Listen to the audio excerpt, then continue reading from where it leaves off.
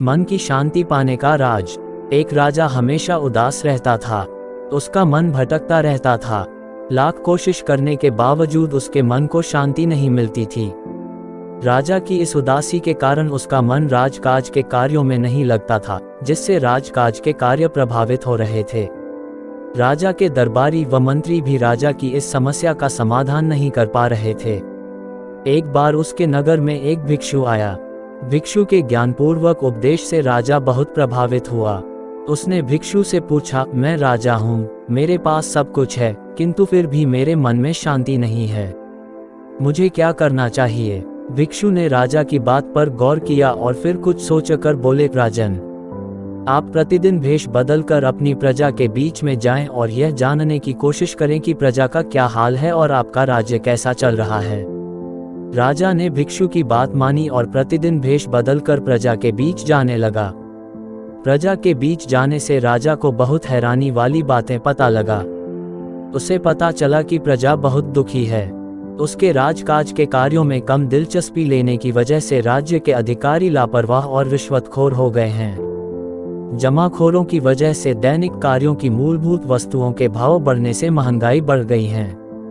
किन पानी की समस्या थी तो कहीं स्वास्थ्य सुविधाओं का अभाव था। धनी लोग तथा राजा के रिश्वतखोर अधिकारी मिली भगत से राज्य की संपदा लूट रहे थे। गरीब व्यक्ति और गरीब होता जा रहा था।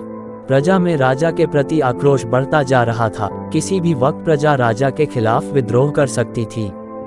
ये सब जानकर राजा तुरंत सब कुछ भूलकर राजकाज के कार्यों में जुट गया। रिश्वतखोर अधिकारियों को गिरफ्तार कर जेल में डाल दिया। जमाखोरों के गोदामों पर छापे मारकर सारा माल जब्त किया गया।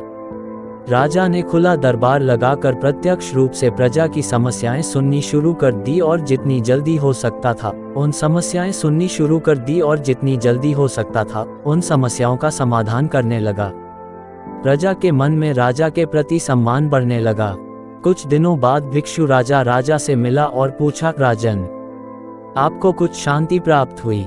राजा बोले, मुझे पूर्ण रूप से शांति तो नहीं मिली, किंतु जब से मैंने अपनी प्रजा के दुखों के बारे में जाना है, मैं उनके दैख निवारण में लगा हूँ। इससे मेरे मन को थोड़ी थोड़ी शांति मिल रही है। तब भिक्षु ने समझाया, राजन, आपने शांति के मार्ग को खोज लिया है, बीएस उस पर आगे बढ़ते जाएं। एक राजा तभी प्रसन्न रह सकता है जब उसकी प्रजा सुखी हो। कथा का सारा यह है कि देश के शासकों को आम जनता के दुखी तकलीफों के बारे में गहराई से जानना चाहिए और उनका निवारण करना चाहिए। अगर आम जनता सुखी होगी तो देश के शासक भी सच्चा सुख अनुभव कर सकेंगे और देश तरक्की की राह पर चलेगा।